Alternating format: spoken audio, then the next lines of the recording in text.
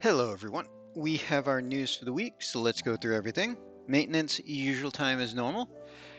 Ending with maintenance is the old Final Fantasy IV stuff, so the Looming Wall Challenge, which there is a Master Crown to be had in that, and the Final Fantasy IV King Mog event. Now, we are getting another week of Final Fantasy IV, so Esther and Clash of Wills broke up the week a little bit. A little sad that they don't have the NVAs for Barb and Rube listed in the news here. When we got Kane and Rydia's banner, underneath them there was a note that their NVAs were coming in the future. I kind of thought that they'd be part of Edge's week, seeing he's also Final Fantasy IV, but so far not looking that way. So this week we're getting our Neovision Ninja Edge, and that's going to be it for the new units, it looks like, unless they surprise us. So we got login for that. We getting the 30 shards for Edge. He's got his cash summons, the usual shop exchange. So new week means new EX coin updates. So this time we're going to have Daisy, Cleome, Star Player Titus, Jet, Beatrix, Dark Knight Luneth, Monk Sabin, King Edgar. And aside from that, Pearls refreshed and Relics refreshed, which is really good there. That always helps me out. Getting some miscellaneous updates. So Shadowbind is just going to be a 100% chance to paralyze, which is fine. It's one of the moves that Edge has, I believe. And then they are updating Flare, which seems a little odd that Rube is not part of the NVAs or anything this week or in the news at all with them boosting Flare, but Flare is going to be changed and it's going to have a +1 and a +2. So maxed out, we get a 130x mod with minus 125 water and fire resist. Does note that only certain units will have the awakenings for Flare. So we'll see how this goes. I mean, without them announcing the NVAs and throwing Flare upgrade in there is a little confusing.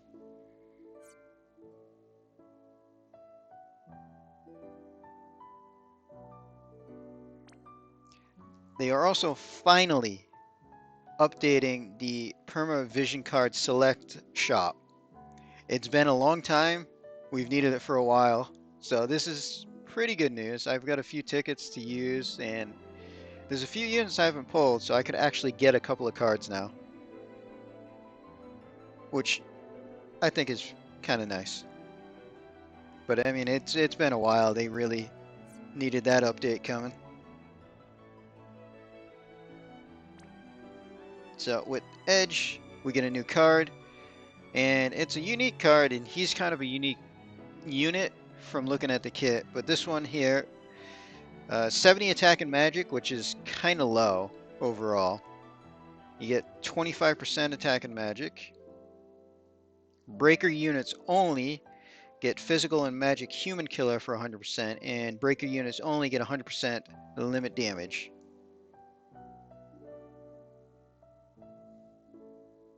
So, kind of an odd looking card overall, especially with the 70 attack and magic and the low percentage. Locking stuff behind being a breaker unit isn't all that unusual, but the other stats just seem low. So we are getting our challenge fight for the Esther event. We get to fight against Dark Esther. So usual rewards there. Gonna have some tickets, EX coins, Lapis. I don't think it's gonna be that hard of a fight overall. So we'll see how much of a challenge it is.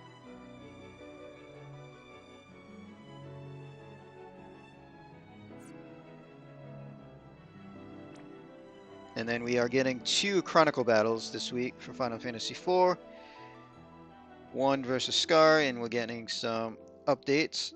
So the Carnelian Signet gets updated, maxed out at +3, 20 defense and spirit.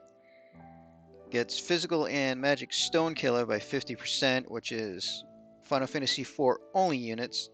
and then chance to cast Fiarga when getting hit with a physical attack. So fun little counter there.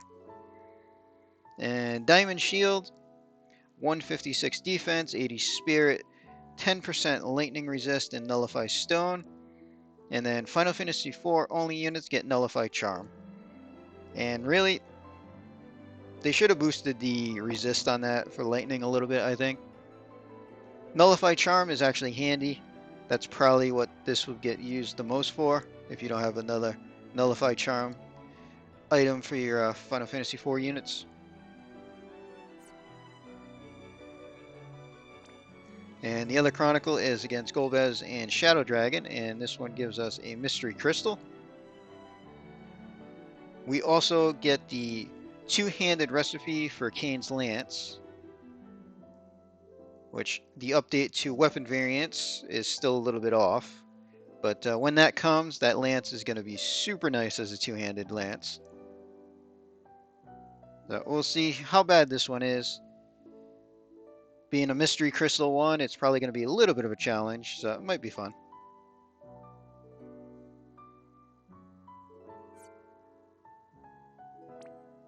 And the event this time is a raid event. So usual things there, unit bonuses, special items. So one of the items, accessory 35 defense spirit, 30% fire resist, and nullify confusion. Overall, that's not too bad. Then we get a staff, 144 magic and spirit, and magic demon killer. That is pretty decent overall with the killer and everything, especially because we now have staff and perils. Black garb, 35 attack, 20 defense and spirit, 15% evade. If you don't have any other evasion clothing, this is decent to help fill in. And Rubicante only, Materia, Magic Spirit, and Human Killer, 50%, which for him, it's fine. And then we're getting another 25% Human Killer, which overall, 25% killers don't find that much use when that's all they have on them. So, is what it is on that one. So down here, so Edge, the new unit, gets the 60% bonus, and then our latest units get the 40% for Neo Visions. So it lets us use Xenogears, Esther, and the other Final Fantasy IV. So decent there for bonuses.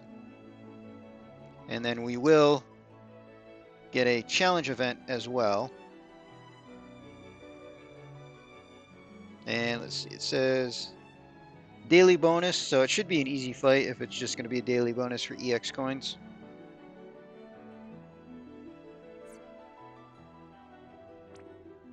And the banner itself. So Ninja Edge, obviously the focus, the only new unit. So not premium, only 10 tickets to go through. 21,000 per lap. So 42,000 to pity if you need to. You also get some shards for him. So he himself is a breaker debuffer. Super limit burst unit. So Super Trust is a one-handed katana, 198 attack, and 150 defense and magic. And it has 20% evade and 20% draw attacks on it. And enables protect, which is just boost defense and reduce physical damage for one ally. And his Trustmaster is breaker units only equipable, and it's just a break and lightning and peril for all enemies. EX ability, 500 attack, should be EX3, usually how that goes, and he's lightning based. So we can take a look at his stuff on the JP side. I don't see any global changes listed, but that hasn't stopped him from changing stuff in the past. So on JP, the break is 85% on his trust and 130 on the lightning and peril, which I don't think they'll change that. It's pretty much what Tullian does. So he himself is pretty much a chainer, supporter, breaker, provoker. So he can give 2 Mirage stacks to everybody, which is handy. He's got a provoke. He can escape. Has some breaks, which really, I mean, 75 and 80 are kind of low. And then he has some breaks on his Magnus. So he's got 85 attack and magic and 88 defense and spirit, which is not terrible. 88 is pretty decent.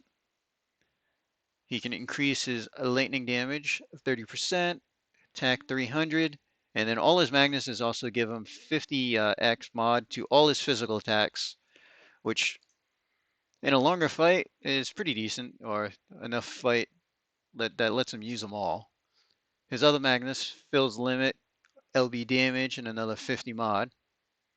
So with his 3 Magnuses, he can actually boost all his regular attacks by 150%, which makes him fairly decent overall as a chainer.